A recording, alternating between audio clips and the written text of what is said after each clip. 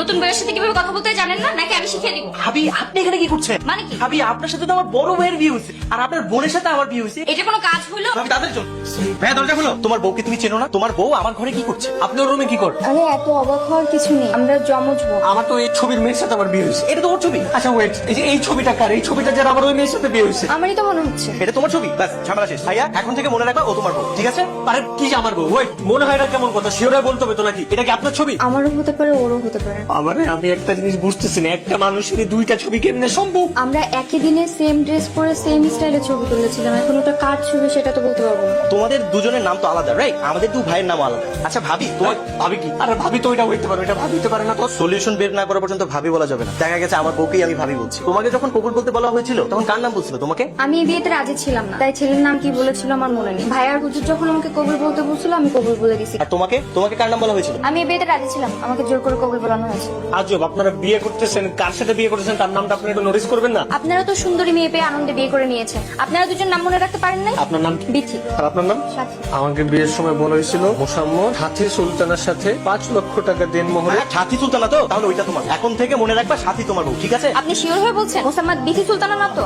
বিথি সুলতানা হইতে পারে। মোসাম্মদ বিথি সুলতানের সাথে 5 লক্ষ টাকা দেন মোহরে আপনাদের বিয়ে সম্পন্ন হইলো। হ্যাঁ, তুমি কনফিউশনে থাকলে হবে? একবার বলতেছো বিধি সুলতানা, একবার বলতেছো সাথী সুলতানা। ঠিক করে বলো কার সাথে বিয়ে হয়েছে। আমি তো কনফিউশনে আছি। তুই তো খুব সিউরিটির মধ্যে আসছ না। তুই আমারে বলতো তুই যে কবুল বলছস, কোন মেয়েটার কবুল বলছস আমারে বল। আমি বলতে পারবো না। এটাকে আমি ইচ্ছে করে করছিলাম নাকি বাবা জোর করে আমাকে বিয়েটা দিছিল?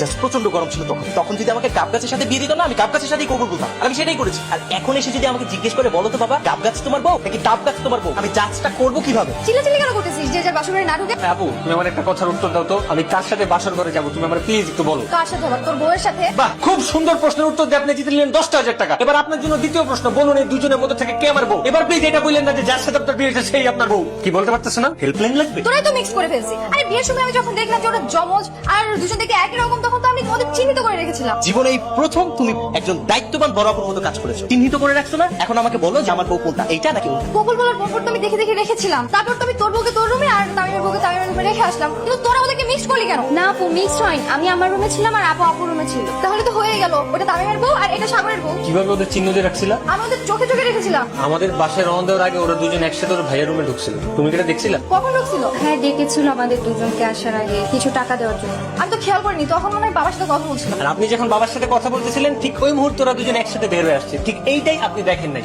আর ওই জায়গাটাতে এসে আপনি সব উল্টাপাল্টা করে ফেলছেন। আসলে ওরা সেম কালারের লেহেঙ্গা পরেছিল তো। এই সেম কালারের লেহেঙ্গা পরার আইডিয়াটা কার মাথা থেকে আসছে? বাবা বললো যে দুই বোনকে আলাদা কালারের লেহেঙ্গা দিলে কোথায় মারামারি করবে। ওরে আমার আদরের বাপজান রে।